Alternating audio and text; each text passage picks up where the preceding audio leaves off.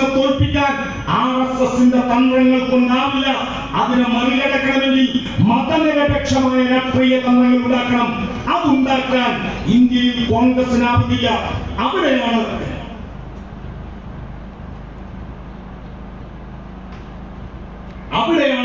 ഇടതുപക്ഷം ഈ നാടിനോട്, ഈ നാടിന്റെ ചരിത്രവും ഈ നാടിന്റെ വർത്തമാനവും പറയുന്നു. നമുക്കൊരു വലിയ ചരിത്രമുണ്ട്, നമ്മുടെ നാടിന് വലിയ സാംസ്കാരിക ചരിത്രമുണ്ട്.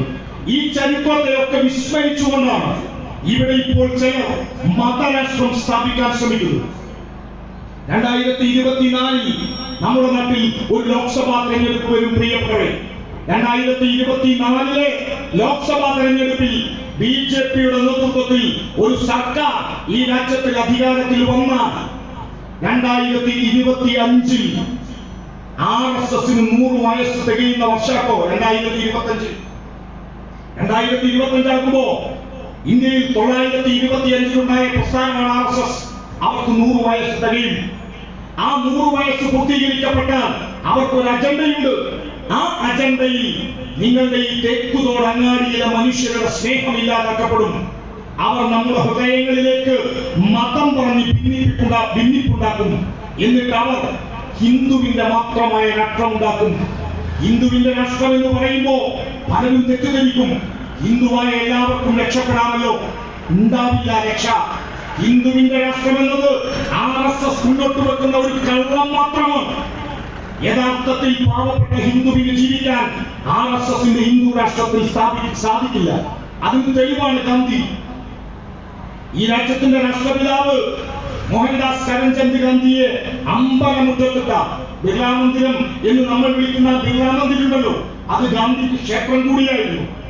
ഗാന്ധി പ്രാർത്ഥനയ്ക്ക് വേണ്ടിയാണ് തന്റെ 78ാമത്തെ വയസ്സിൽ അവസാന കാലങ്ങളിൽ നിരാഹാര സമരമനുഷ്ഠിച്ച് ദുർബലനായ ശരീരവുമായി ഗാന്ധി തന്റെ കൂടെയുള്ള ആബിയുടെയും മനുവിന്റെയും കൂടെ പോയത് ഓർമ്മയുണ്ടാവണം നമുക്ക്. ആബിയുടെയും മനുവിന്റെയും കൂടെ പ്രാർത്ഥനയ്ക്ക് വേണ്ട പൂജാദ്രവ്യങ്ങളുമായി ക്ഷേത്രത്തിന്റെ മുറ്റത്തേക്ക് ബിർളാ മന്ദിരത്തിലെ ഗാന്ധിയുടെ പ്രാർത്ഥനാമുറിയിലേക്ക് പോവുകയായിരുന്നു അദ്ദേഹം. അങ്ങനെ പോകുമ്പോഴാണ് ഗാന്ധിയുടെ ഇടനെഞ്ചിലേക്ക് ഇറ്റാലിയൻ നിർമ്മിതമായ തോക്കിൽ നിന്ന് 3 വെടിയുണ്ടകൾ ഇങ്ങനെ ആഴ്ന്നിറങ്ങിയത്. നെഞ്ചു തുളച്ച് 78 വയസ്സുള്ള ആ വന്ധ്യവയോധികന്റെ ഇടനെഞ്ചിലേക്ക് വെടിയുണ്ടകൾ ഇങ്ങനെ ആഴ്ന്നിറങ്ങിയപ്പോ, നെഞ്ചു തുളച്ച് വെടിയുണ്ട കയറിയപ്പോ ഈ രാജ്യത്തിന്റെ രാഷ്ട്രപിതാവ് മോഹൻദാസ് കരംചന്ദ് ഗാന്ധി എന്ന് സനാതന ഹിന്ദു വിളിച്ചത് ഹേ രാം, ഹേ രാം, എന്റെ രാമ. നെഞ്ചു തുളഞ്ഞ് വെടിയുണ്ട കയറിയപ്പോ ഗാന്ധി വിളിച്ചു രാമനെ, രാമ രാമ എന്ന് വിളിച്ചു പെട്ടെന്ന് വീണ് മരിച്ച മനുഷ്യന്റെ പേരാണ് ഗാന്ധി. ആരാണ് ഹിന്ദുവിന്റെ രാജ്യം സൃഷ്ടിക്കുന്നത്? രാമ എന്ന് വിളിച്ച് അമ്പലമുറ്റത്തേക്ക് പ്രാർത്ഥിക്കാൻ വേണ്ടി പോകുന്ന ബിർളാ മന്ദിരത്തിന്റെ മുറ്റത്ത് പെട്ടെന്ന് വീണ് മരിക്കേണ്ടി വന്ന മനുഷ്യൻ, ആ മനുഷ്യന്റെ രാജ്യമാണ് ഇന്ത്യ. രാഷ്ട്രപിതാവിനെ കൊന്നുതള്ളിയവർ അവരാണ് ഈ രാജ്യത്ത് പുതിയ രാജ്യസ്നേഹികൾ. അവർക്ക് ഈ രാജ്യത്തെ ന്യൂനപക്ഷങ്ങൾക്ക് ഇവിടെ ജീവിക്കാൻ അവകാശമില്ലത്രേ. ഇന്ത്യയിൽ മുസ്ലിമിന്, ഇന്ത്യയിൽ ക്രൈസ്തവർക്ക്, ഇന്ത്യയിൽ കമ്മ്യൂണിസ്റ്റുകാർക്ക് ജീവിക്കാൻ അവകാശമില്ല എന്ന് വളരെ കൃത്യമായി RSSന്റെ പുസ്തകം എഴുതി വെച്ചിട്ടുണ്ട്. ഇത് CPM, DYFI, ഇടതുപക്ഷക്കാർ വെറുതെ ആവേശത്തിൽ പറയുന്നതല്ല. പ്രിയപ്പെട്ടവരെ, RSS അവരുടെ പുസ്തകങ്ങളിലൂടെ നോക്കണം. സംഘപരിവാരത്തിന്റെ പുസ്തകം 1 ബെഞ്ച് ഓഫ് തോട്ട് എന്ന് വിളിക്കുന്ന വിചാരധാരയാണ്. 2 we or our nation would define എന്ന് പറയുന്ന നാം അല്ലെങ്കിൽ നമ്മുടെ ദേശീയത നിർണ്ണയിക്കപ്പെടുന്നു എന്ന പുസ്തകമാണ്. ഇത് രണ്ടും എഴുതിയത് ഗുരുജി മാധവ സദാശിവ ഗോൾവാൾക്കറാണ്. ഈ പുസ്തകം വിചാരധാര RSSന്റെ മുഖപുസ്തകമാണ്, അവരുടെ ഭരണഘടനയാണ്.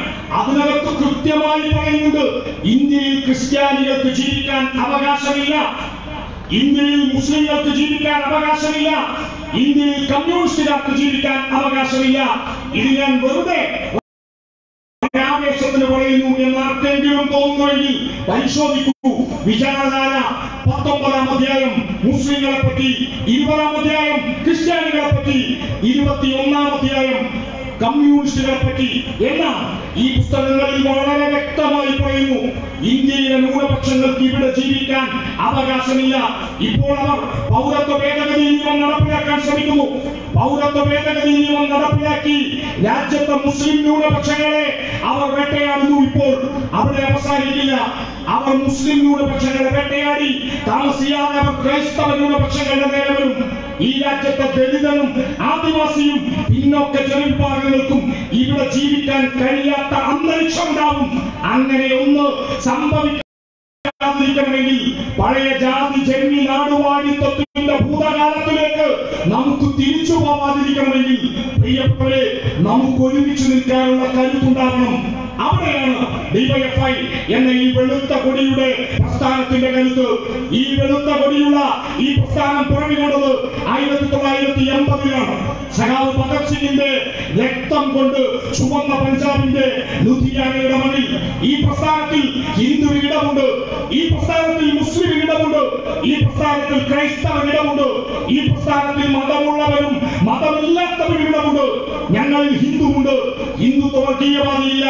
ഞങ്ങളിൽ മുസ്ലിമുണ്ട്, മുസ്ലിം തീവ്രവാദിയില്ല. ഞങ്ങളിൽ ക്രൈസ്തവനുണ്ട്, ക്രൈസ്തവ വർഗീയവാദിയില്ല. നമ്മളെല്ലാത്തിനും അപ്പുറം മനുഷ്യരാണ്. അങ്ങനെ മനുഷ്യരെ ഒരുമിച്ച് നിർത്തിക്കൊണ്ടല്ലാതെ വർഗീയവാദത്തെ നമുക്ക് തടയാനാവില്ല. നോക്കൂ, നിങ്ങൾ യു പി തെരഞ്ഞെടുപ്പിലേക്ക് വീണ്ടും ഒന്ന് പോവുക. യു പിയിലെ തെരഞ്ഞെടുപ്പിൽ എന്തുകൊണ്ട് BJP വീണ്ടും അധികാരത്തിലേക്ക് വന്നു? ഇടതുപക്ഷം പറയുന്ന വാദങ്ങൾ ശരിയാണ് എന്ന് തെളിയിക്കുന്നതാണ് യു പിയിലെ തെരഞ്ഞെടുപ്പ് ഫലം. RSSന്റെ ഹിന്ദു രാഷ്ട്രവാദത്തെ ചെറുക്കാൻ മുസ്ലിം വർഗീയവാദം കൊണ്ട് സാധിക്കില്ല. ന്യൂനപക്ഷ വർഗീയത കൊണ്ട് ഭൂരിപക്ഷ വർഗീയതയെ ഇല്ലാതാക്കാനാവില്ല. യു പിയിൽ BJPയെ തോൽപ്പിക്കാമായിരുന്ന 70 പ്രധാനപ്പെട്ട മണ്ഡലങ്ങളിൽ BJP ജയിച്ചത് 200-ൽ താഴെ വോട്ടുകൾക്ക് ജയിച്ച നിരവധി മണ്ഡലങ്ങളുണ്ട്. 1000-ൽ താഴെ വോട്ടിന് മാത്രം BJP ജയിച്ച നിരവധിയായ മണ്ഡലങ്ങളുണ്ട്.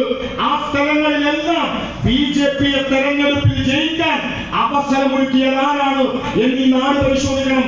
BJPക്ക് ജയിക്കാൻ അവിടെ അവസരമൊരുക്കിയത് ഒരു സംഘടനയാണ്. ആ സംഘടന MIM എന്ന് പറയുന്ന AIM എന്ന് അറിയപ്പെടുന്ന ഒരു സംഘടന. ആ സംഘടനയുടെ നേതാവിന്റെ പേര് പലരും കേട്ടിലാണ്. അയാൾ അസറുദ്ദീൻ ഒവൈസി എന്ന് പറയുന്ന നേതാവാണ്. അസറുദ്ദീൻ ഒവൈസി പറയുന്നത് മുസ്ലിങ്ങളെല്ലാവരും ഒന്നിക്കണമെന്നാണ്. RSSനെതിരെ മുസ്ലിങ്ങളെല്ലാവരും മുസ്ലിം പാർട്ടിക്ക് വോട്ട് ചെയ്യണം.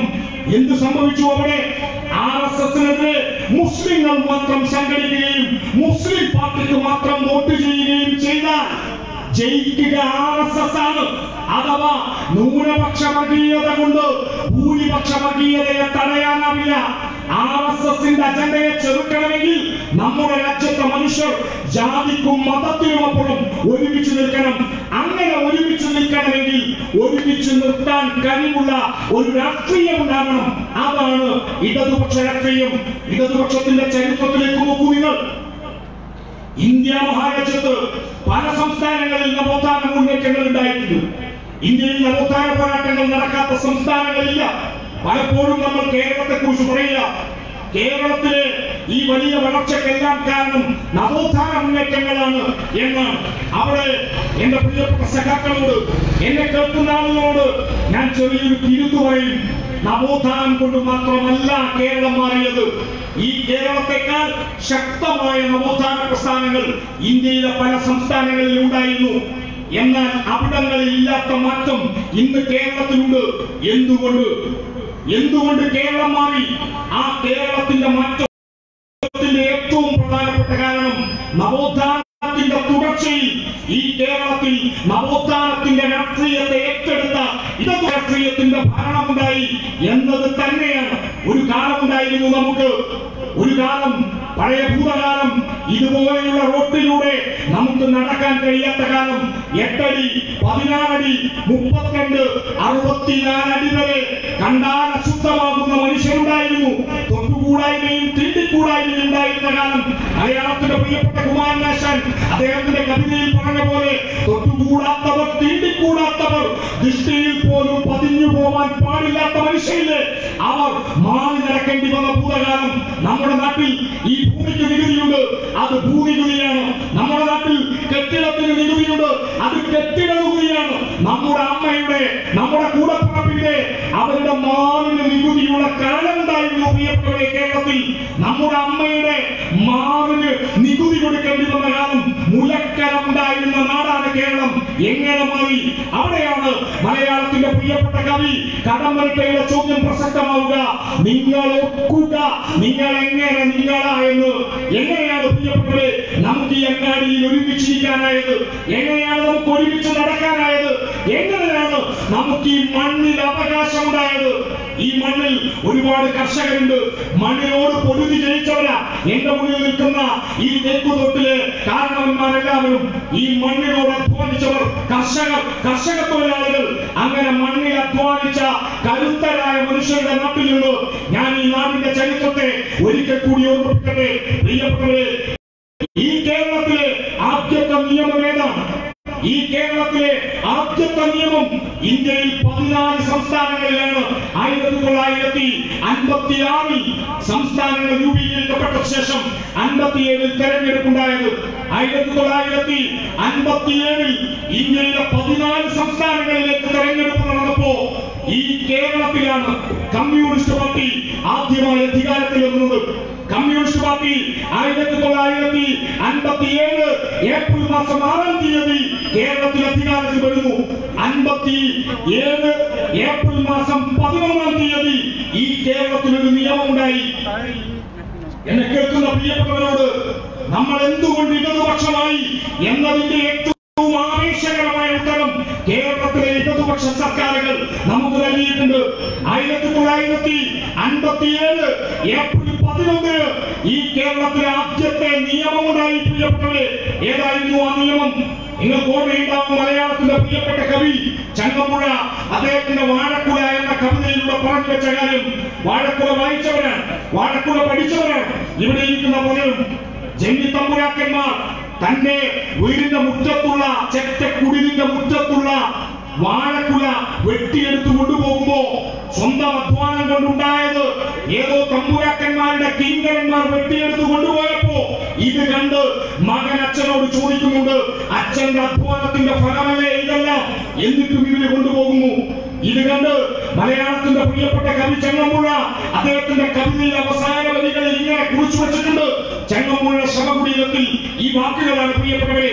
അതിങ്ങനെയാണ്: ഇതിനൊക്കെ പ്രതികാരം ചെയ്യാതടങ്ങുമോ പതിതരെ നിങ്ങൾ തൻ പിന്മുഴക്കാൻ. ഈ മണ്ണിൽ അധ്വാനിച്ച മനുഷ്യൻ, നമ്മുടെ നാട്ടിലൊരു പഴഞ്ചൊല്ലുണ്ട്. ആ പഴഞ്ചൊല്ലിങ്ങനെയാ: എല്ലുമുറിയെ പണിയെടുത്താൽ പല്ലുമുറിയെ തിന്നാം. പല്ലുമുറിയെ തിന്നാൻ ഈ പാവപ്പെട്ട മനുഷ്യനൊന്നും കിട്ടിയിട്ടില്ല. എല്ലുമുറിയെ പണിയെടുത്തവൻ എല്ലൊടിഞ്ഞു മൂലക്കലായി. ഒരിക്കലും അധ്വാനിക്കാത്തവൻ ഈ മണ്ണിൽ അധികാരിയായി, ജന്മിമാരായി, തമ്പുരാക്കന്മാരായി. ആ തമ്പുരാക്കന്മാർക്ക് മുന്നിൽ, ജന്മിമാർക്ക് മുന്നിൽ എന്ന് ചോദിച്ചാൽ ഞാനൊന്ന് പറയാനാവാതെ വളഞ്ഞ നട്ടല്ലോടെ തലയിലെ തോട്ടുകൊണ്ട് അടിച്ചു തോളത്തിട്ടിട്ട് അല്ലെങ്കിൽ കയ്യിൽ പിടിച്ചിട്ട് ഇങ്ങനെ നിൽക്കണം. ഈ നൃത്തത്തിന്റെ ചരിത്രത്തിൽ ഓച്ചാനിച്ചു നിൽക്കുക എന്നാണ് പറയുക. ഈ ജന്മി തമ്പുരാക്കന്മാർക്ക് മുന്നിൽ ഇങ്ങനെ ഓച്ചാനിച്ചു നിന്നിട്ട് അടിയൻ എന്ന് പറയണം, ഞാനെന്ന് പറയാനാവില്ല. അങ്ങനെ ഒരു കാലത്ത് ഈ മണ്ണിനകത്ത മനുഷ്യർക്ക് ആരടാ എന്ന് ചോദിച്ചാൽ ഞാനെന്ന് പറയാനാവാത്ത മനുഷ്യർക്ക് ഭൂമിയിൽ അവകാശം ഉണ്ടാക്കി കൊടുത്തു ഇടതുപക്ഷം. കേരളത്തിലെ ആദ്യത്തെ നിയമം പ്രിയപ്പെട്ടവരെ കുടിയിറപ്പ് നിരോധന നിയമമാണ്. നോക്കണേ, ഇന്ത്യയിൽ 14 സംസ്ഥാനങ്ങളുണ്ട്. അന്ന് ഇന്നല്ല, അന്നത്തെ 14 സംസ്ഥാനങ്ങളിൽ 13ലും കോൺഗ്രസ്. കോൺഗ്രസ് ഭരിച്ച ഒരു സംസ്ഥാനത്തും പ്രിയപ്പെട്ടവരെ കുടിയിറപ്പ് നിരോധന നിയമം കൊണ്ടുവന്നില്ല. കേരളത്തിൽ കമ്മ്യൂണിസ്റ്റുകാരാണ് കുടിയിറപ്പ് നിരോധന നിയമം കൊണ്ടുവരികയും ഈ നാട്ടിലെ ഏറ്റവും സാധാരണക്കാരനായ മനുഷ്യര് ഈ മണ്ണിൽ അഭിമാനത്തോടെ ജീവിക്കാനുള്ള അന്തരീക്ഷം ഉണ്ടാക്കിയെടുക്കുകയും ചെയ്തത്. കേരളത്തിൽ പൊതുവിദ്യാഭ്യാസ ബില്ല് കൊണ്ടുവന്നു, കേരളത്തിൽ ഭൂപരിഷ്കരണം കൊണ്ടുവന്നു. മണ്ണിൽ അവകാശമുണ്ടായി. നമുക്ക് മണ്ണിൽ അവകാശമുണ്ടായ മനുഷ്യൻ അഭിമാനത്തോടെ അന്തസ്സോടെ നിവർന്നു നിൽക്കാൻ പഠിച്ചു. മണ്ണിൽ അവകാശം ഉണ്ടാക്കി തന്ന പ്രസ്ഥാനമാണ് കമ്മ്യൂണിസ്റ്റുകാർ, ഇടതുപക്ഷം. ആ ഇടതുപക്ഷ രാഷ്ട്രീയം നമ്മുടെ കേരളത്തിൽ ദുർബലപ്പെട്ടാൽ, ഇന്ത്യയിൽ ഇടതുപക്ഷത്തിന് സ്വാധീനമില്ലാതായാൽ പ്രിയപ്പെട്ടവരെ നമ്മുടെ രാജ്യം നമുക്ക് നഷ്ടപ്പെടും. അപ്പോഴും ചിലർ വീണ്ടും ചോദിക്കും, അതിന് നിങ്ങൾ എവിടെ? നിങ്ങൾക്ക് അതിന് മാത്രം ശക്തിയുണ്ടോ? ആ ചോദ്യത്തിനുള്ള മറുപടി ഇന്ത്യയുടെ പാർലമെന്റിൽ എത്ര MP-മാരുണ്ട് എന്ന് നോക്കിയല്ല, ഇന്ത്യയുടെ തെരുവുകളിൽ സംഘപരിവാർ അജണ്ടകൾക്കെതിരെ മതനിരപേക്ഷമായി മനുഷ്യരെ ഒരുമിച്ച് നിർത്തി അവരുടെ കോർപ്പറേറ്റ് താൽപര്യങ്ങൾക്കെതിരെ പടപൊരുതാനുള്ള ഊർജം ജനങ്ങളിൽ ഉണ്ടാക്കുന്നത് ഇടതുപക്ഷമാണ്. അതുകൊണ്ട് ഇടതുപക്ഷം ശക്തിപ്പെട്ടേ മതിയാകൂ. ഇടതുപക്ഷ സർക്കാർ അത് ഓരോ കാലഘട്ടങ്ങളിലും സഖാവ് EMS മുതൽ നമ്മൾ പരിശോധിക്കണം. സഖാവ് EMSന്റെ ഗവൺമെന്റ് മുതൽ സഖാവ് പിണറായി വരെയുള്ള ഇടതുപക്ഷ സർക്കാരുകളാണ് ഈ കേരളത്തെ മച്ചിട്ടുള്ളത്. ഈ കേരളത്തിലെ മനുഷ്യർക്ക് അഭിമാനത്തോടെ ജീവിക്കാനുള്ള അന്തരീക്ഷം ഉണ്ടാക്കിയെടുത്തത് ഇടതുപക്ഷമാണ്. ഇടതുപക്ഷത്തെ ദുർബലപ്പെടുത്താനുള്ള വലിയ ഗൂഢതന്ത്രം നമ്മുടെ നാട്ടിൽ നടക്കുന്നുണ്ട്. ഞാൻ അതുകൂടി പറഞ്ഞ് അവസാനിപ്പിക്കാം. ഇടതുപക്ഷത്തെ തകർക്കാൻ എങ്ങനെയെങ്കിലും ഇടതുപക്ഷത്തിന്റെ കൂടെ നിൽക്കുന്ന മനുഷ്യരെ എങ്ങനെയെങ്കിലും ഇടതുപക്ഷത്തിൽ നിന്ന് മാറ്റണം. ഞങ്ങളുടെ നാട്ടിൽ മലപ്പുറം ജില്ലയിൽ മുസ്ലിം ലീഗ് എന്നൊരു രാഷ്ട്രീയ പാർട്ടി ഈ നാട്ടിലധികം കാണുന്നു. അവർ പ്രചരിപ്പിക്കുന്നത് മുസ്ലിമാണോ നിങ്ങൾ സഖാക്കളാവാൻ പാടില്ല, കമ്മ്യൂണിസ്റ്റ് ആവാൻ പറ്റില്ല എന്നാണ്. അഥവാ കമ്മ്യൂണിസ്റ്റ് പാർട്ടിയുടെ ഭാഗമായാൽ DYFIയുടെ ഭാഗമായാൽ അവരൊക്കെ ഈ മതത്തിൽ നിന്ന് പുറത്താണ്. ഇവിടെ ചിലരുണ്ട്, അവർ പ്രചരിപ്പിക്കുന്നത് ഹിന്ദുവാണോ ക്രിസ്ത്യാനിയാണോ അവരൊക്കെ വേറെ വേറെ പാർട്ടിയുടെ ഭാഗമാവണം, ഇടതുപക്ഷമാവാൻ പാടില്ല. പ്രിയപ്പെട്ടവരെ, ഇടതുപക്ഷം ഒരു മതങ്ങൾക്കും എതിരല്ല, ഒരു കാലഘട്ടത്തിലും മതവിശ്വാസങ്ങൾക്കെതിരല്ല. അപ്പോഴാണ് ചില വിവാദങ്ങളുടെ പേരിൽ ഈ കേരളത്തിൽ ചില ആളുകൾ ഇടതുപക്ഷം അമ്പലങ്ങളെ തകർക്കാൻ ശ്രമിക്കുന്നു എന്ന് പ്രചരിപ്പിക്കുക. ശബരിമല വിവാദം കത്തിച്ച് ഈ കേരളത്തിൽ ലാഭം കൊയ്യാമോ എന്ന് ശ്രമിച്ചവരുണ്ട്. ഇന്ത്യയിൽ മറ്റു പല സംസ്ഥാനങ്ങളുണ്ട്, അവിടങ്ങളിലൊന്നും RSS ഹിന്ദുവിന്റെ ഐക്യത്തെ കുറിച്ച് പറയില്ല. എന്നാൽ ഇവിടെ അവർ പുതിയ വാദങ്ങൾ, അവർക്ക് ഹിന്ദു ഐക്യവേദി കേരളത്തിൽ മാത്രമാണ്, ഇവിടെ മാത്രമാണ് പ്രവർത്തിക്കുക. ഇവിടെയാണ് അവർ വന്നിട്ട് കേരളത്തിലെ ജനങ്ങളോട് പറയുന്നത്, നിങ്ങൾ എല്ലാവരും മതത്തിന്റെ വികാരത്തിന് അടിമപ്പെട്ട് ജീവിക്കണം, മതത്തിന്റെ പേരിൽ ഒന്നിക്കണം. എന്റെ ശബ്ദം കേൾക്കുന്ന ഈ നാട്ടിലെ സാധാരണ മനുഷ്യരോട്, നിങ്ങളൊക്കെ ഈ കോവിഡ് കാലം നമ്മളൊക്കെ കഷ്ടപ്പെട്ട് ജീവിച്ചവരാ, കോവിഡ് കാലത്തിന്റെ ദുരന്തങ്ങൾ ജീവിതത്തിൽ അനുഭവിച്ചവരാ. കോവിഡ് കാലത്ത് ഇന്ത്യ മഹാരാജ്യത്തിന്റെ തെരുവുകളിൽ പട്ടിണി കിടന്ന് മരിക്കുന്ന മനുഷ്യരെ നാം ഏറെ കണ്ടിട്ടുണ്ട്. പ്രിയപ്പെട്ടവരെ, നിങ്ങളും ഞാനും കണ്ട വേദനിപ്പിക്കുന്ന ഒരു കാഴ്ചയുണ്ട്. ഇന്ത്യയിലെ ബീഹാറിലും UP-യിലും പാലത്തിന്റെ മുകളിൽ നിന്ന് ഗംഗാ നദിയിലേക്ക്, യമുനാ നദിയിലേക്ക്, രണ്ട് പ്രധാനപ്പെട്ട നദികളിലേക്ക് സ്വന്തം കൂടപ്പിറപ്പിന്റെ, സ്വന്തം അമ്മയുടെ, സ്വന്തം സഹോദരന്റെ മൃതദേഹം ഇങ്ങനെ ചുമലിലേറ്റി നടന്നു വന്ന മനുഷ്യർ അന്താരാഷ്ട്ര മാധ്യമങ്ങൾ പോലും നോക്കി നിൽക്കുന്ന സമയത്ത് സ്വന്തം സഹോദരന്റെ മൃതദേഹം തെരുവിലേക്ക്, പുഴയിലേക്ക് വലിച്ചെറിയുന്ന കാഴ്ച നമ്മൾ കണ്ടതാണ്. രാജ്യത്തിന്റെ തെരുവോരങ്ങളിൽ എത്രയോ മനുഷ്യർ ഇങ്ങനെ പുഴകളിലൂടെ ഒഴുകുന്നത് നാം കണ്ടതാണ്. എന്റെ ശബ്ദം കേൾക്കുന്ന ഈ നാട്ടിലെ ഏതെങ്കിലും ഒരാൾ, ഈ ഒഴുകി നടക്കുന്ന മനുഷ്യൻ എന്റെ മതത്തിൽപ്പെട്ടതാണ്, അതുകൊണ്ട് ഞങ്ങൾ ഹിന്ദുവിന്റെ വികാരം വ്രണപ്പെട്ടിരിക്കുന്നു, അതുകൊണ്ട് ഞങ്ങൾ മുസ്ലിമിന്റെ വികാരം വ്രണപ്പെട്ടിരിക്കുന്നു, ഞങ്ങൾ ഹിന്ദുവിന്റെ മൃതദേഹമാണ് ഈ പുഴയിലേക്ക് വലിച്ചെറിയപ്പെട്ടത്, ഞങ്ങൾ മുസ്ലിമിന്റെ മൃതദേഹമാണ്, ഞങ്ങൾ ക്രൈസ്തവരുടെ മൃതദേഹമാണ്, അവരെ അങ്ങനെ ചെയ്യാൻ പാടില്ല എന്ന് പറയുന്ന ഏതെങ്കിലും ഒരു മതസാമുദായിക സംഘടനയെ നിങ്ങൾ കണ്ടോ? ഞാൻ ചോദിക്കുന്നത് വ്യക്തമാണെന്ന് വിചാരിക്കുന്നു. മതവികാരമാണല്ലോ ഇവരുടെ ആയുധം. ഹിന്ദുവിന്റെ പേരാണല്ലോ, മുസ്ലിമിന്റെ പേരാണല്ലോ, ജാതിയും മതവുമാണല്ലോ ഇവർ പറയുന്നത്. ഈ പുഴയിലേക്ക് വലിച്ചെറിയപ്പെട്ട ഏതെങ്കിലും ഒരു മനുഷ്യന്റെ പേരിൽ ഞങ്ങളുടെ മതവിശ്വാസത്തിൽപ്പെട്ടവരാണ്, ഇവരെ ഇങ്ങനെ ചെയ്യാൻ പാടില്ല എന്നാരെങ്കിലും പറഞ്ഞോ? പറഞ്ഞില്ലല്ലോ. അഥവാ മനുഷ്യന്റെ ജീവിതത്തിലെ അടിസ്ഥാന പ്രശ്നങ്ങൾ ഏറ്റെടുക്കാൻ ഒരു മതവർഗീയ രാഷ്ട്രീയവും ഉണ്ടാവില്ല. അടിസ്ഥാന പ്രശ്നങ്ങൾ ഏറ്റെടുക്കാൻ, പാവപ്പെട്ട മനുഷ്യന്റെ പട്ടിണിക്ക് പരിഹാരം കാണാൻ, അവർ ജീവിതത്തിൽ അനുഭവിക്കുന്ന ദുരന്തങ്ങൾ അവരിൽ നിന്ന് ഇല്ലാതാക്കാൻ അവരോടൊപ്പം നിൽക്കുക ഇടതുപക്ഷമാണ്, ഇടതുപക്ഷ രാഷ്ട്രീയമാണ്. അതുകൊണ്ട് ഇടതുപക്ഷത്തെ ദുർബലപ്പെടുത്താൻ നമ്മുടെ കേരളത്തിൽ പുതിയ ഒരു ഐക്യമുന്നണി രൂപപ്പെടുന്നുണ്ട്. അത് നാം തിരിച്ചറിയണം. ഇടതുപക്ഷത്തെ പരാജയപ്പെടുത്താൻ രണ്ടാം പിണറായി സർക്കാർ കേരളത്തിൽ യാഥാർത്ഥ്യമാകുന്നു. താമസിയാതെ അടുത്ത നിയമസഭാ തെരഞ്ഞെടുപ്പോടെ ഈ കേരളത്തിൽ ഒരിക്കൽ കൂടി ചെമ്പതാക അധികാരത്തിൽ വരികയും മൂന്നാം ഇടതുപക്ഷ സർക്കാർ കേരളത്തിൽ യാഥാർത്ഥ്യമാവുകയും ചെയ്യുമെന്ന് കേരളത്തിലെ വലതുപക്ഷവും വർഗീയവാദികളും തിരിച്ചറിയുന്നു. അപ്പോൾ അവർ കേരളത്തിൽ ഒരു പുതിയ തന്ത്രം ആവിഷ്കരിക്കുന്നത്. ആ തന്ത്രം 959 മോഡലാണ്. വാഹനങ്ങൾക്കൊക്കെ അങ്ങനെ മോഡൽ ഉണ്ടാവും. അതേപോലെ ഒരു മോഡലാണ് 59 മോഡൽ. കാരണം നമുക്ക് ഓർമ്മയുണ്ടാവും, 59ലാണ് ഏലംകുളം മലക്കൽ ശങ്കരൻ നമ്പൂതിരിപ്പാടെന്ന സഖാവ് EMSന്റെ ഗവൺമെന്റിനെ ഈ കേരളത്തിലെ പാവപ്പെട്ടവന് മണ്ണിൽ അവകാശം ഉണ്ടാക്കി കൊടുത്ത ചെമ്പതാകയുടെ സർക്കാരിനെ ഈ മണ്ണിൽ വലിച്ചു തഴയിടാൻ കേന്ദ്ര സർക്കാരിന്റെ അധികാരം ഉപയോഗപ്പെടുത്തിയ ഒരു സമരമുണ്ടായിരുന്നു. ആ സമരമാണ് വിമോചന സമരം. ഇടതുപക്ഷത്തെ പരാജയപ്പെടുത്താൻ സകല വർഗീയവാദികളും കോൺഗ്രസിന്റെ കൂടെ ചേർന്ന് നടത്തിയ ഒരു സമരാഭാസമായിരുന്നു 59 വിമോചന സമരം. ആ വിമോചന സമരത്തിന്റെ മാതൃകയിൽ കേരളത്തിൽ ഒരു പുതിയ സമരത്തിന് സാധ്യതയുണ്ട്. അത് നാം തിരിച്ചറിയണം. അത് 2022 2023 അവർ പദ്ധതിയിടുന്ന ഒരു സമരമാണ്. അതാണ് ഇപ്പോൾ രൂപപ്പെടുന്ന കേരളത്തിനെതിരായ ഒരു വലിയ മുന്നണി. കേരളത്തിനെതിരായ സമരം എന്ന പേരിൽ കേരളത്തിൽ വലിയ മുന്നണി ഉണ്ടാക്കുന്നു.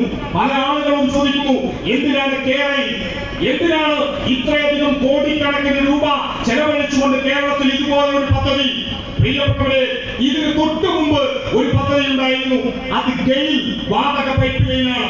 അന്ന് ഗെയിൽ വാതക പൈപ്പ് ലൈനിനെതിരെ ആരോപണം ഉന്നയിച്ചവരാണ് ഇവിടുത്തെ കോൺഗ്രസ്, ഇവിടുത്തെ ലീഗുകാർ, ഇവിടുത്തെ ജമാഅത്തെ ഇസ്ലാമിക്കാർ, ഇവിടുത്തെ BJPക്കാർ, ഇവിടുത്തെ സകല വർഗീയ വലതുപക്ഷ കൂട്ടായ്മകളും. എന്റെ ശബ്ദം കേൾക്കുന്ന ഈ നാട്ടിലെ സാധാരണ മനുഷ്യരോട് വിനയത്തോടെ ഒരു ചോദ്യം. നിങ്ങൾ ചാനൽ ചർച്ചകൾ കാണുന്നവരാണ്. ആ ചാനൽ ചർച്ചകളിൽ കേരളത്തിലെ വലിയ മാധ്യമ പണ്ഡിതന്മാർ, കേരളത്തിലെ വലിയ നേതാക്കന്മാർ, കേരളത്തിലെ സാംസ്കാരിക നായകന്മാർ, ബുദ്ധിജീവികൾ എന്നൊക്കെ അവകാശപ്പെടുന്ന ചില ആളുകൾ ചാനലുകളിൽ വരും. എന്നിട്ട് അവർ പറയുന്നു, കേരളത്തിന് വേണ്ട, കേരളത്തിനെ നശിപ്പിക്കുന്നതാണ് കേരളം എന്നൊക്കെ അവർ പറയുന്ന വാദങ്ങൾ നിങ്ങൾ അംഗീകരിക്കും മുമ്പ് ഒരൊറ്റ കാര്യം അവരോട് ചോദിക്കണം. ഒരൊറ്റ ചോദ്യത്തിന്റെ ഉത്തരം അവർ നിങ്ങൾക്ക് നൽകുന്നു എങ്കിൽ അവർ പറയുന്ന വാദങ്ങൾ നിങ്ങൾക്ക് അംഗീകരിക്കാം. ആ ചോദ്യം ഇതാണ്: നിങ്ങൾ കേരളത്തിനെ എതിർക്കുന്ന ഇവിടുത്തെ വലതുപക്ഷ വർഗീയ കൂട്ടായ്മകൾ കേരളത്തിൽ മുമ്പ് പറഞ്ഞത് ഗെയിൽ വാതക പൈപ്പ് ലൈൻ കേരളത്തെ രണ്ടായി വിഭജിക്കുമെന്നാണ്, കേരളത്തിന്റെ കാർഷിക മേഖല തകർക്കുമെന്നാണ്. എന്റെ ശബ്ദം കേൾക്കുന്ന പ്രിയപ്പെട്ടവരെ, ഗെയിൽ വാതക പൈപ്പ് ലൈനിനെതിരെ അന്ന് ആരോപണം ഉന്നയിച്ച ഏതെങ്കിലും ഒരു സാംസ്കാരിക പണ്ഡിതൻ എന്നവകാശപ്പെടുന്ന ആൾക്ക്, ഇവിടുത്തെ ചില ആളുകളുണ്ട്, അവരുടെ പേര് ഞാൻ പറയുന്നില്ല, ചില ബുദ്ധിജീവികൾ എന്നവകാശപ്പെടുന്നവർ, മാധ്യമങ്ങളിൽ വരുന്നവർ, അവർക്കാർക്കെങ്കിലും കേരളത്തിനെതിരെ ഗെയിൽ വാതക പൈപ്പ് ലൈനിനെതിരെ അവർ ഉന്നയിച്ച ആരോപണം ഇന്ന് നിലനിൽക്കുന്നതായി സമർത്ഥിക്കാനാകുമോ? അന്ന് ഞങ്ങൾ ഗെയിലിനെതിരെ പറഞ്ഞു ഇന്ന കാര്യങ്ങൾ, ഗെയിലിനെതിരെ ഞങ്ങൾ പറഞ്ഞ ഈ കാര്യങ്ങളൊക്കെ ഇന്ന് ശരിയായില്ലേ, അതുകൊണ്ട് കേരളത്തിനെതിരെ ഞങ്ങൾ പറയുന്നത് ശരിയാണ് എന്ന് പറയാൻ അവർക്ക് കഴിയുമോ? ഏറ്റവും ലളിതമായ ചോദ്യം. ഇപ്പോൾ എന്താണ് കേരളത്തിനെതിരായ വലിയ ആരോപണം? ഞാൻ കേരളത്തിലേക്ക് കൂടുതൽ കടക്കുന്നില്ല, കാരണം ഈ പ്രദേശത്തൊന്നും കേരളത്തിന്റെ ഭാഗമായിട്ട് പത്തനംതിട്ട ജില്ലയിലെ പൊതുവെ റെയിൽവേ സ്റ്റേഷൻ കുറവാണ്. പക്ഷെ ഞാൻ പറയാനുള്ളൊരു കാരണം, കേരളത്തിനെതിരായ സമരം എന്ന പേരിൽ കേരളത്തിൽ ഒരു പുതിയ മുന്നണി രൂപപ്പെടുന്നത് അത് ഇടതുപക്ഷ അനുഭാവികളും മതനിരപേക്ഷവാദികളും പരിശോധിക്കേണ്ട ഒന്നാണ്. ആ മുന്നണി അവിടെ RSS ഉണ്ട്, BJP ഉണ്ട്, കോൺഗ്രസ് ഉണ്ട്, ലീഗ് ഉണ്ട്, പലതരത്തിലുള്ള കൂട്ടായ്മകളുണ്ട്. ഇവരെല്ലാവരും ചേർന്നിട്ട് കേരളത്തെ ഇടതുപക്ഷത്തെ ദുർബലപ്പെടുത്താനുള്ള ശ്രമമാണ് ഇന്ന് നടക്കുന്നത്. കേരളത്തിൽ ഇടതുപക്ഷം ദുർബലപ്പെട്ടാൽ ആർക്കാണ് നഷ്ടം? എന്റെ ശബ്ദം കേൾക്കുന്ന ഈ നാട്ടിലെ പ്രിയപ്പെട്ട സാധാരണ മനുഷ്യരോട് വിനയത്തോടെ ചോദിക്കട്ടെ, ഇടതുപക്ഷം കേരളത്തിൽ താഴെ ഇറങ്ങിയാൽ ആർക്കാണ് നഷ്ടം? പ്രിയപ്പെട്ട കോൺഗ്രസിലായ, പ്രിയപ്പെട്ട ഇതര രാഷ്ട്രീയ പ്രസ്ഥാനത്തിന്റെ പ്രവർത്തകരെ, നിങ്ങൾ പരിശോധിക്ക്. ഇടതുപക്ഷം കേരളത്തിൽ അധികാരത്തിൽ നിന്ന് താഴെ ഇറങ്ങിയാൽ ഇടതുപക്ഷത്തിന് മാത്രമല്ല നഷ്ടം. കോവിഡ് കാലത്ത് പട്ടിണി കിടന്ന് മരിച്ചു പോകുമായിരുന്ന ഈ നാട്ടിലെ സാധാരണ മനുഷ്യന്റെ വിശപ്പ് മാറ്റാൻ ഈ കേരളത്തിലുണ്ടായത് ഇടതുപക്ഷമാണ്. നമ്മുടെ കുട്ടികൾ പഠിക്കുന്ന വിദ്യാഭ്യാസ സ്ഥാപനങ്ങളെ, നമുക്ക് നടക്കാനുള്ള റോഡുകളെ, നമ്മുടെ നാട്ടിലെ സാധാരണക്കാരന് പോകാനുള്ള ആശുപത്രികളെ അന്തർദേശീയ നിലവാരത്തിലേക്ക് ഉയർത്തിയത് ഇടതുപക്ഷമാണ്. ആ ഇടതുപക്ഷം ഇല്ലാതാക്കപ്പെട്ടാൽ നമ്മുടെ ക്ഷേമ പെൻഷനുകൾ മുടങ്ങിപ്പോകും. ഇടതുപക്ഷം ഇല്ലാതായാൽ കേരളത്തിന് മാത്രമല്ല നഷ്ടം, കേരളത്തെ തകർക്കാൻ വേണ്ടി മാത്രമല്ല ഇടതുപക്ഷത്തെ തകർക്കാൻ ശ്രമിക്കുന്നത്. അത് സംഘപരിവാരത്തിന്റെ പദ്ധതിയാണ്. ഇന്ത്യൻ ഭരണഘടന അതിലെ 1ാമത്തെ വകുപ്പുണ്ട് പ്രിയപ്പെട്ടവരെ. അതിനെയാണ് article 1 of Indian constitution. India is Bharat shall be the union of state എന്നാണ് ആ വാക്ക്. ഇന്ത്യ അഥവാ ഭാരതം സംസ്ഥാനങ്ങളുടെ കൂട്ടമാണ്. എന്ത് പറയുന്നത്? ഫെഡറൽ എന്നൊരു വാക്കിനെ കുറിച്ച് പറയാണ്. ഇന്ത്യ ഒരു ഫെഡറൽ രാജ്യമാണ് എന്ന് പറഞ്ഞാൽ കേന്ദ്രത്തിൽ കേന്ദ്ര സർക്കാർ, സംസ്ഥാനങ്ങളിൽ സംസ്ഥാന സർക്കാർ, കേന്ദ്രവും സംസ്ഥാനവും ഒരുമിച്ച് ഭരിക്കുക എന്നതാണ് ഫെഡറലിസം. എന്താണ് സംഘപരിവാരത്തിന്റെ ലക്ഷ്യം? എന്തിനാണ് കേരളത്തിനെതിരെ അവർ ഇങ്ങനെ ഒരു സഖ്യം ഉണ്ടാക്കുന്നത്? അത് കേരളത്തിൽ പിണറായി വിജയൻ എന്ന മുഖ്യമന്ത്രിയെ മാത്രം അട്ടിമറിക്കാനല്ല, കമ്മ്യൂണിസ്റ്റ് പാർട്ടിയുടെ സർക്കാരിനെ അട്ടിമറിക്കാനല്ല, പകരം കേരളത്തെ തന്നെ ഇല്ലാതാക്കാനാണ്. എന്റെ ശബ്ദം കേൾക്കുന്ന ഈ നാട്ടിലെ സാധാരണ മനുഷ്യർ പരിശോധിക്കുക. കേരളത്തെ ഇല്ലാതാക്കിയാൽ എന്തിനു വേണ്ടിയാണത്? കേരളത്തെ ഇല്ലാതാക്കാനാണ്. കേരളത്തെ ഇല്ലാതാക്കുന്നത് എന്തിനു വേണ്ടിയാണ്? ഇന്ത്യയിൽ ബിജെപിക്ക്, ആർഎസ്എസിന് വളരെ കൃത്യമായ ലക്ഷ്യങ്ങളുണ്ട്. ആ ലക്ഷ്യങ്ങളിൽ ഏറ്റവും പ്രധാനപ്പെട്ടത് 2025 2025 ഇന്ത്യയെ ഒരു ഹിന്ദു രാഷ്ട്രമായി, മതരാഷ്ട്രമായി അവർക്ക് പ്രഖ്യാപിക്കണമെങ്കിൽ ഇന്ത്യയിലെ മതനിരപേക്ഷമായ സർക്കാരുകൾ ദുർബലപ്പെടണം. ഇന്ത്യയിൽ ബഹുസ്വരമായ ജീവിതം ഇല്ലാതാക്കപ്പെടണം. ഇന്ത്യൻ ബഹുസ്വരതയുടെ അടയാളമാണ് ഫെഡറൽ ഭരണ സംവിധാനം. ഫെഡറൽ എന്നാൽ കേന്ദ്രത്തിൽ കേന്ദ്ര സർക്കാർ, സംസ്ഥാനങ്ങളിൽ സംസ്ഥാന സർക്കാർ. ഇനി ബിജെപിയുടെ പുസ്തകത്തിലേക്ക് വരും. സംഘപരിവാരത്തിന്റെ ഗ്രന്ഥം നോക്കൂ. 23-ാം അധ്യായം വിചാരധാരയുടെ ഹെഡിംഗ് ഞാൻ നേരത്തെ പറഞ്ഞു. അത് ഗോൾവാൾക്കർ 33 വർഷം ആർഎസ്എസിന്റെ സത്സംഗ് ചാലകായിരുന്നു ഗോൾവാൾക്കർ. അദ്ദേഹം എഴുതിയ പുസ്തകമാണ്. ആ പുസ്തകമാണ് ഇന്ന് നരേന്ദ്രമോദി നടപ്പിലാക്കുന്നത്. ആ പുസ്തകത്തിന്റെ 23-ാം അധ്യായത്തിന്റെ തലക്കെട്ട് മാത്രം ഒന്ന് പരിശോധിക്കൂ. അവർ പറയുന്നു ഏക ഘടക രാഷ്ട്രം ആവശ്യം. എന്താണ് ഏക ഘടക രാഷ്ട്രം? ഇന്ത്യ എന്നാൽ ഫെഡറലാണ്.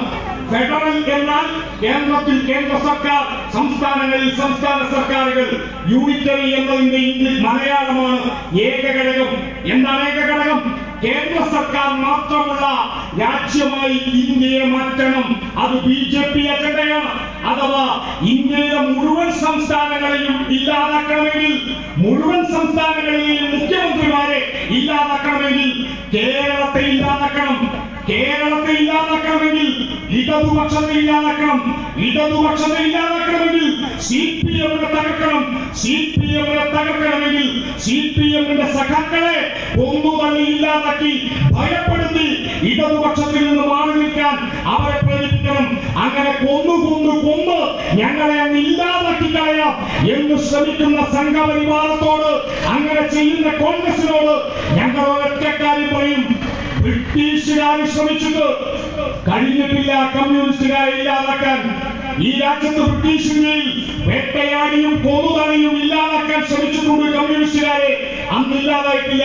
സ്വതന്ത്രാനന്തര ഇന്ത്യയിൽ ആദ്യമായി ഈ കേരളത്തിൽ കൊല്ലപ്പെട്ടത് സ്വാതന്ത്ര്യ സമര സേനാനിയും മുൻ കോൺഗ്രസ് നേതാവും കമ്മ്യൂണിസ്റ്റ് പാർട്ടിയുടെ സമുന്നത നേതാവുമായിരുന്ന സഖാവ് മൊയ്യാരത്ത് ശങ്കരനെയാണ്.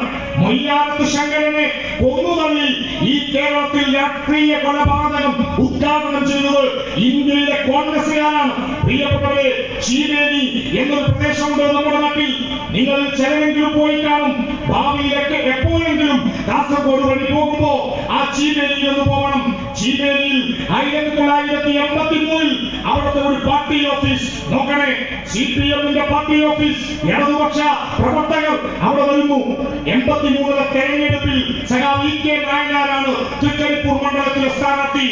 83 തെരഞ്ഞെടുപ്പിന് ശേഷം ആ തെരഞ്ഞെടുപ്പ് പ്രവർത്തനങ്ങൾ അവലോകനം ചെയ്തുകൊണ്ട് അവിടെ യോഗം ചേർന്ന സഖാക്കളെ ആ പാർട്ടി ഓഫീസ് അവിടേക്ക് കടന്നു വന്ന കോൺഗ്രസുകാരായ തമ്മാടിക്കുട്ടങ്ങൾ വെട്ടി നുറുക്കുകയും വൈക്കോലുണ്ടകൾ കുത്തി നടക്കുകയും ചെയ്ത് പാർട്ടി ഓഫീസിന് തീയിട്ട് പച്ചക്ക് കത്തിച്ചിട്ടുണ്ട്. ചീമേനിയിൽ 5 പ്രിയപ്പെട്ട സഖാക്കളെ ചീമേനിയിൽ കത്തിച്ചു കൊന്നത് ഈ നാട്ടിൽ കോൺഗ്രസ് എന്ന് സമാധാനത്തിന്റെ വെള്ളരിപ്രാവുകൾ എന്നൊക്കെ സ്വയം അവകാശപ്പെട്ട ആ കൂട്ടരാണ്. ഇടതുപക്ഷമല്ല. എന്നാൽ ഞങ്ങൾക്ക് പറയാനുള്ളത്, ഇടതുപക്ഷത്തിന് പറയാനുള്ളത്, കൊന്നും കൊലപ്പെടുത്തിയും ഇടതുപക്ഷത്തെ ഇല്ലാതാക്കാൻ ശ്രമിച്ചാൽ ഇല്ലാതാവില്ല ഇടതുപക്ഷം. ഈ മണ്ണിൽ ഒരു ചെടിയുണ്ട്. സാധാരണ നമ്മളെല്ലാവരും ഞങ്ങളുടെ നാട്ടിലൊക്കെ അതിന് കമ്മ്യൂണിസ്റ്റ് അപ്പാന്ന് പറയും. ഇവിടെ അങ്ങനെ മുറിവൊക്കെ ഉണ്ടായിക്കഴിഞ്ഞാൽ, ശരീരത്തിൽ മുറിവ് പറ്റിയാൽ മുറിവടക്കാൻ ഉപയോഗിക്കുന്ന ഒരു ചെടിയാണ്. സാധാരണക്കാർ അത് എടുത്ത് ദേഹത്ത് വെച്ച് മുറിവുണക്കാൻ കമ്മ്യൂണിസ്റ്റ് അപ്പ വേണം. ഈ കമ്മ്യൂണിസ്റ്റ് അപ്പ എത്ര വെട്ടി എറിഞ്ഞില്ലാതാക്കിയാലും വേരോടെ പിഴുത് ഈ മണ്ണിൽ നിന്ന് എത്ര തവണ പറിച്ചറിഞ്ഞാലും ഈ മണ്ണിൽ നിന്ന് പിന്നെയും ഇങ്ങനെ ഉയർക്കൊണ്ടുവരുന്നുണ്ട്. ആ മണ്ണിൽ പിന്നെയും ഇങ്ങനെ ഉയർക്കൊണ്ടുവരുന്ന എത്രമാത്രം ഇല്ലാതാക്കാൻ ശ്രമിച്ചാലും ഇല്ലാതാക്കപ്പെടാതെ മണ്ണിൽ സ്വപ്നമുള്ള, ഹൃദയത്തിൽ വേരുള്ള ഒന്നിന്റെ പേരാണ് കമ്മ്യൂണിസം. അതുകൊണ്ടാണ് അത് ഈ മണ്ണിൽ നിന്ന് പിന്നെയും ഉണ്ടാകുന്നത്. ഈ മണ്ണിലെ സാധാരണ മനുഷ്യർക്ക് ജാതിക്കും മതത്തിനും അപ്പുറം ഒരുമിച്ച് നിൽക്കണം. ഈ മണ്ണിലെ സാധാരണ മനുഷ്യന്റെ ജീവിതത്തിലെ ഏറ്റവും വലിയ പ്രശ്നം അവന്റെ പട്ടിണിയാണ്, ദാരിദ്ര്യമാണ്, തൊഴിലില്ലായ്മയാണ്. ജീവിതത്തിൽ മനുഷ്യർ അനുഭവിക്കുന്ന സാമൂഹികമായ വിവേചനങ്ങളാണ്. മനുഷ്യർ അനുഭവിക്കുന്ന പ്രശ്നങ്ങൾക്ക് പരിഹാരം കാണാൻ പൊരുതുന്ന പ്രസ്ഥാനം അതാണ് ഇടതുപക്ഷം. അവിടെയാണ് ഡിവൈഎഫ്ഐ എന്ന യുവജന പ്രസ്ഥാനത്തിന്റെ കരുത്ത്. ഈ പ്രസ്ഥാനം ഈ നാടിനോട് സ്നേഹത്തോടെ പറയുന്നത് മരിക്കുവോളം കൂടെയുണ്ട് എന്നല്ല. ഡിവൈഎഫ്ഐയുടെ സഖാക്കൾ ഈ മണ്ണിൽ നൽകുന്ന വാക്ക് ഞങ്ങൾ മരിക്കുവോളം കൂടെ നിൽക്കും എന്നല്ല, മരിച്ചാലും കൂടെ നിൽക്കും എന്ന് പറയുന്നവന്റെ പ്രസ്ഥാനമാണ് ഡിവൈഎഫ്ഐ. ഞാൻ മരണപ്പെടുമ്പോ, ഞങ്ങൾ സഖാക്കൾ മരണപ്പെടുമ്പോ ഞങ്ങളുടെ ശരീരത്തിൽ ഭാവിയിൽ മനുഷ്യന് ഉപയോഗപ്പെടുത്താവുന്ന അവയവങ്ങൾ ബാക്കിയുണ്ടെങ്കിൽ കാണാത്ത കണ്ണുള്ള മനുഷ്യന് എന്റെ കണ്ണുകൾ എന്റെ മരണാനന്തരം നൽകുവാൻ തയ്യാറാവുന്നവന്റെ പേരാണ് ഡിവൈഎഫ്ഐ. എന്റെ ചോര ഈ നാട്ടിലെ സാധാരണക്കാരന് അവകാശപ്പെട്ടതാണ് എന്ന് കരുതുന്നവന്റെ പേരാണ് ഡിവൈഎഫ്ഐ. ഡിവൈഎഫ്ഐ കോവിഡ് കാലത്ത് ആരും ഏറ്റെടുക്കാനില്ലാതെ ഉപേക്ഷിക്കപ്പെട്ടു പോയ രോഗികളെ സ്വന്തം കൈകളിൽ ഏറ്റുവാങ്ങിക്കൊണ്ട് ആശുപത്രിയിൽ എത്തിച്ചവന്റെ പേരാണ് ഡിവൈഎഫ്ഐ. ഒറ്റയായി പോവില്ല ഒരാളും, കൂടെ ഞങ്ങളുണ്ട് എന്ന് പ്രഖ്യാപിച്ചവന്റെ പേരാണ് ഡിവൈഎഫ്ഐ. ആ ഡിവൈഎഫ്ഐ ഈ മണ്ണിൽ ഉണ്ടാവണം. ഡിവൈഎഫ്ഐയുടെ സഖാക്കൾ നിങ്ങളുടെ നാട്ടിൽ ഉണ്ടെങ്കിൽ നിങ്ങൾക്ക് സമാധാനത്തോടെ ഈ മണ്ണിനകത്ത് അന്തി ഉറങ്ങാം. നിങ്ങൾ ഉറങ്ങുമ്പോൾ നിങ്ങൾക്ക് വേണ്ടി ഉറങ്ങാതെ കാവലിരിക്കാൻ ഈ മണ്ണിനകത്ത് ഈ വെളുത്ത പൊടിയുമായി ഡിവൈഎഫ്ഐയുടെ സഖാക്കൾ ഉണ്ടാവും. നിങ്ങളുടെ ആരെങ്കിലും പ്രിയപ്പെട്ടവർ ആശുപത്രിയിലാകുമ്പോ നിങ്ങൾക്ക് പെട്ടെന്ന് ഒരു യൂണിറ്റ് ബ്ലഡ് വേണം എന്ന് പറയുമ്പോ നിങ്ങൾ പറയുന്ന ഏത് ബ്ലഡ് ഗ്രൂപ്പ് ആണെങ്കിലും നിങ്ങൾ ആവശ്യപ്പെടുന്ന നിമിഷം നിങ്ങൾക്ക് വേണ്ടി എത്തിക്കാൻ തയ്യാറായ ഈ നാട്ടിലെ ചെറുപ്പക്കാരിയുടെ പ്രസ്ഥാനത്തിന്റെ പേരാണ് ഡിവൈഎഫ്ഐ. ആണിന്റെയും പെണ്ണിന്റെയും ട്രാൻസ്ജെൻഡറിന്റെയും പ്രസ്ഥാനമാണ് ഡിവൈഎഫ്ഐ. ആ ഡിവൈഎഫ്ഐ ഈ മണ്ണിനകത്ത് കൂടുതൽ കരുത്തോടെ മുന്നോട്ട് പോകേണ്ടതുണ്ട്. ഈ നാടിന്റെ ആവശ്യമാണത്. നിങ്ങൾക്ക് പ്രയാസങ്ങൾ ഉണ്ടാകുമ്പോ, നിങ്ങൾ പ്രതിസന്ധി നേരിടുമ്പോ നിങ്ങൾക്ക് വേണ്ടി ഓടിയെത്താൻ നിങ്ങളുടെ മകനായി, നിങ്ങളുടെ മകളായി, നിങ്ങളുടെ കൂടപ്പുറപ്പായി, നിങ്ങളിൽ ഒരാളായി ഇവിടുത്തെ ഡിവൈഎഫ്ഐക്കാർ ഈ തേക്കുതോട് പ്രദേശത്തെ സാധാരണക്കാരന്റെ കൂടെ ഉണ്ടാകും. അതുകൊണ്ട് വരും കാല പോരാട്ടങ്ങൾക്ക് കരുത്താവാൻ ഇവിടുത്തെ ഡിവൈഎഫ്ഐയുടെ കൂടെ നിങ്ങളുടെ നാട്ടിലെ മുഴുവൻ ചെറുപ്പക്കാരെയും അണിനിരത്താൻ ഈ നാട് തയ്യാറാവണം. ഡിവൈഎഫ്ഐയുടെ കൂടെ നിൽക്കുമ്പോ ഞങ്ങൾ അഭിമാനത്തോടെ പറയുന്നു, പ്രിയപ്പെട്ടവരെ, ഡിവൈഎഫ്ഐയുടെ സഖാക്കൾ ഈ തെരുവിൽ മനുഷ്യരെ ഉപദ്രവിക്കുന്നവരായിരിക്കില്ല. ഈ തെരുവിൽ ഹിന്ദുവെന്നും മുസ്ലിമെന്നും ക്രിസ്ത്യാനിയെന്നും പറഞ്ഞ് പരസ്പരം തമ്മിലടിപ്പിക്കുന്ന ഭ്രാന്തൻ നായക്കൂട്ടങ്ങളായി ഡിവൈഎഫ്ഐക്കാരുണ്ടാവില്ല. ഡിവൈഎഫ്ഐ ഈ നാടിനകത്ത് മുഴുവൻ മനുഷ്യരെയും അവന്റെ ജാതി നോക്കാതെ, മതം നോക്കാതെ അവരെ ചേർത്തു പിടിക്കുന്നവന്റെ പ്രസ്ഥാനമാണ് ഡിവൈഎഫ്ഐ. ഈ വെളുത്ത കൊടിയുള്ള പ്രസ്ഥാനം ഞങ്ങളുടെ മുന്നിൽ ഒരു വെളുത്ത പതാകയുണ്ട്. പുത്തുപറമ്പിന്റെ തെരുവോരങ്ങളിൽ ഒറ്റവരി പ്രകടനമായി മുന്നോട്ട് പോയി ഇടനെഞ്ചിലേക്ക് വെടിയുണ്ട വരുമ്പോഴും ഇൻകുലാബ് ഇൻകുലാബ് ഇൻകുലാബ് വിളിച്ചു വലിച്ച പ്രിയപ്പെട്ട സഖാക്കളുടെ പ്രസ്ഥാനം. ഈ വെളുത്ത കൊടിയിൽ ഒരു ചുവന്ന നക്ഷത്രമുണ്ട് പ്രിയപ്പെട്ടവരെ. ആ വെളുത്ത കൊടിയിലെ ചുവന്ന നക്ഷത്രം ഇങ്ങനെ കൊന്നുപോയത് ചുവപ്പ് കളറുകൾ തേച്ചു വെച്ചിട്ടല്ല. ഈ മണ്ണിന് വേണ്ടി രക്തസാക്ഷിയായ പ്രിയപ്പെട്ട സഖാക്കൾ അവരുടെ കണ്ണിലെ ചോരയും നെഞ്ചിലെ കിനാവും കൊണ്ട് ചുവപ്പിച്ചതാ ഈ വെളുത്ത കൊടിയിലെ ചുവന്ന നക്ഷത്രം. ആ ചുവന്ന നക്ഷത്രമുള്ള വെളുത്ത കൊടിയെ ചൂണ്ടി ഞങ്ങൾ ഇങ്ങനെ പാടും അഭിമാനത്തോടെ, ഇല്ലില്ല എല്ലാ വെളിച്ചവും കെട്ടുപോവില്ല, ഇല്ലില്ല എല്ലാ വെളിച്ചവും കെട്ടുപോവില്ല, ഈ മധ്യധീരത തൻ പതാക താഴുവരെ ഇല്ലില്ല എല്ലാ വെളിച്ചവും കെട്ടുപോവില്ല. ഈ മണ്ണിന്റെ വെളിച്ചമാവാൻ, ഈ നാടിന്റെ തണലാവാൻ, ഈ മണ്ണിനകത്ത മനുഷ്യനെ ജാതിക്കും മതത്തിനും അപ്പുറം ഒരുമിച്ച് നിർത്താൻ വർഗീയവാദം ഈ മണ്ണിനകത്ത മനുഷ്യന്റെ ഹൃദയത്തിലേക്ക് വേരാഴ്ത്താൻ ശ്രമിക്കുന്ന സമയത്ത് അവരെ പട്ടിക്ക് പുറത്തു നിർത്തി മനുഷ്യൻ എന്ന ഒഴിവ് തീർക്കാൻ ഇവിടെ ഡിവൈഎഫ്ഐ വേണം, ഇടതുപക്ഷം വേണം. അതുകൊണ്ട് ഇടതുപക്ഷത്തിന്റെ പ്രവർത്തനങ്ങൾക്ക്, വരാനിരിക്കുന്ന സമര പോരാട്ടങ്ങൾക്ക് ഈ നാട് ഡിവൈഎഫ്ഐയുടെ കൂടെ ഉണ്ടാവണമെന്ന് സ്നേഹത്തോടെ അഭ്യർത്ഥിച്ചുകൊണ്ട് ഇനിയൊരു ഗാന്ധിയും പുനർജനിക്കാനില്ല, ഇനിയൊരു അംബേദ്കറും പുനർജനിക്കാനില്ല. ഇനി വരാനിരിക്കുന്ന സമരങ്ങളിൽ രാജ്യത്തിന് വേണ്ടി രക്തസാക്ഷിയാവാൻ നമുക്കൊരു ഗാന്ധി ഉണ്ടാവില്ല. ഇനി ഈ രാജ്യത്തിന്റെ ഭരണഘടനയ്ക്ക് വേണ്ടി സംസാരിക്കാൻ നമുക്കൊരു അംബേദ്കർ ഉണ്ടാവില്ല. ഇനി ഈ നാടിനകത്തെ കർഷകർക്ക് വേണ്ടി പൊരുതാൻ നമുക്കൊരു AKG ഉണ്ടാവില്ല. ഇനി നമുക്ക് വേണ്ടി ചിന്തിക്കാൻ ഒരു EMS ഉണ്ടാവില്ല. നമ്മളാണ് ഈ കാലഘട്ടത്തിന്റെ EMS, നമ്മളാണ് ഈ കാലഘട്ടത്തിന്റെ AKG, നമ്മളാണ് സാമ്രാജ്യത്വ വിരുദ്ധ പോരാട്ടത്തിന്റെ ഇന്ധനമാവേണ്ട ഭഗത്സിംഹുമാർ, നമ്മളാണ് നവോത്ഥാനത്തിന്റെ ഊർജ്ജം ഉൾക്കൊള്ളുന്ന നാരായണ ഗുരുവ, നമ്മളാണ് ഈ തലമുറയാണ് ഈ വരാനിരിക്കുന്ന നാളെ നയിക്കേണ്ട ഊർജ്ജ സ്രോതസ്. അതുകൊണ്ട് പ്രിയപ്പെട്ടവരെ, വരാനിരിക്കുന്ന ഇന്ത്യ വർഗീയവാദികളുടേതായി കൂടാ, വരാനിരിക്കുന്ന ഇന്ത്യ മതരാഷ്ട്രവാദികളുടേതായി കൂടാ, വരാനിരിക്കുന്ന ഇന്ത്യ മതത്തിന്റെ പേര് പറഞ്ഞ മനുഷ്യരെ വേട്ടയാടുന്ന നാടായി കൂടാ, വരാനിരിക്കുന്ന ഇന്ത്യ ഈ നാടിനകത്ത മനുഷ്യനെ പൗരത്വത്തിന്റെ പേര് പറഞ്ഞ് നാട് കടത്താൻ വെമ്പി നിൽക്കുന്ന ആളുകളുടെ നാടായി കൂടാ. അങ്ങനെ നമ്മുടെ രാജ്യം, നമ്മുടെ ഇന്ത്യ മതനിരപേക്ഷ ഇന്ത്യയായി ബാക്കിയാവണമെങ്കിൽ, ജനാധിപത്യ ഇന്ത്യയായി ബാക്കിയാവണമെങ്കിൽ, മതനിരപേക്ഷ ജനാധിപത്യ ഇന്ത്യക്ക് വേണ്ടി അഭിമാനത്തോടെ പൊരുതുന്ന യുവത്വത്തിന്റെ കരുത്ത് ഈ നാടിനുണ്ടാവണം. അതാണ് ഡിവൈഎഫ്ഐ. ഈ നാടിനകത്തെ മുഴുവൻ ചെറുപ്പക്കാരും, നിങ്ങളുടെ കുടുംബങ്ങളിലെ മുഴുവൻ ചെറുപ്പക്കാരികളും ഡിവൈഎഫ്ഐയുടെ ഭാഗമാണ് എന്ന് ഉറപ്പുവരുത്താൻ പ്രിയപ്പെട്ട അച്ഛന്മാർ, പ്രിയപ്പെട്ട അമ്മമാർ, പ്രിയപ്പെട്ട സഹോദരിമാർ ഉറപ്പുവരുത്തുക. കാരണം ഡിവൈഎഫ്ഐയുടെ ഭാഗമാണോ നിങ്ങളുടെ മകൻ ഈ നാട്ടിലെ ഏറ്റവും പാവപ്പെട്ട മനുഷ്യന്റെ അത്താണിയായിരിക്കും.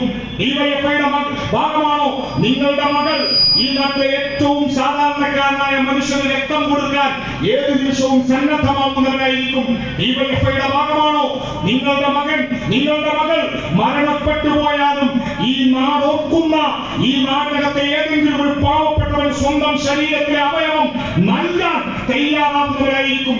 അതുകൊണ്ട് പ്രിയപ്പെട്ടവരെ, ഈ നാട്ടിനകത്തെ മനുഷ്യരെ ജാതിക്കും മതത്തിനും അപ്പുറം ഒരുമിച്ച് നിർത്താൻ, ഹിന്ദുവിനും മുസ്ലിമിനും ക്രിസ്ത്യാനിക്കും മതമുള്ളവരും ഇല്ലാത്തവരും ഒരുമയോടെ സ്നേഹത്തോടെ ജീവിക്കാൻ ഈ മണ്ണിനകത്ത് കൂടുതൽ കരുത്തോടെ മതനിരപേക്ഷവാദികൾ ശക്തിപ്പെടേണ്ട കാലത്ത് ഇടതുപക്ഷത്തിന് കരുതാവാൻ, ഇടതുപക്ഷ രാഷ്ട്രീയത്തിന് കരുതാവാൻ ഈ നാടിന് കഴിയട്ടെ.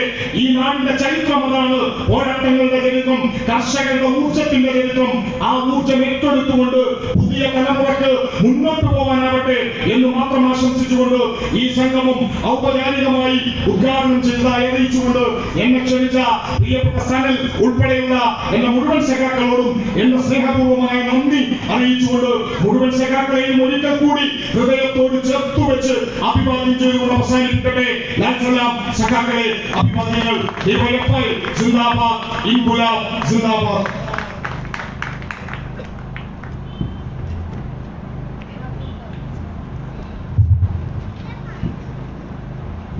അടുത്തതായി ഈ സായാഹ്ന സ്വത്തിന് അഭിവാദ്യം അർപ്പിച്ചുകൊണ്ട് CPIM പെരുന്നാട് ഏരിയ കമ്മിറ്റി അംഗവും കഞ്ഞത്തോട് പഞ്ചായത്ത് 4-ാം വാർഡ് പ്രതിനിധിയുമായ സഖാവ് KK ജെയിംസിനെ ക്ഷണിച്ചുകൊള്ളുന്നു.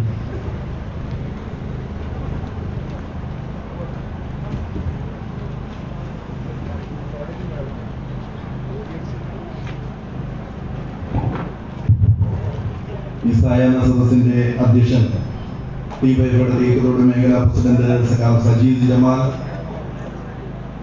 ഈ സായാഹ്ന സദസ്സ് ഉദ്ഘാടനം ചെയ്ത പ്രിയപ്പെട്ട സഖാവ് ജംഷീദ് അലി, ഡിവൈഎഫ്ഐയുടെ തേക്കിലോട് മേഖല സെക്രട്ടറി സഖാവ് ജിഷ്ണു മോഹൻ, പാർട്ടിയുടെ ലോക്കൽ കമ്മിറ്റി സെക്രട്ടറി സഖാവ് CS ജയരാജൻ, ഗ്രാമപഞ്ചായത്ത് അംഗവും പാർട്ടി ലോക്കൽ കമ്മിറ്റി അംഗവുമായിട്ടുള്ള സഖാവ് VV സത്യൻ, വേദിയിലും സദസ്സിലുമുള്ള അഭിനന്ദനെ സഹോദരന്മാരെ, ഡിവൈഎഫ്ഐയുടെ സംസ്ഥാന ഘടകത്തിന്റെ സമ്മേളനം ഈ പത്തനംതിട്ട ജില്ലയിൽ ഏപ്രിൽ മാസം 27 മുതൽ 30 വരെ തീയതികളിൽ നടക്കുകയാണ്.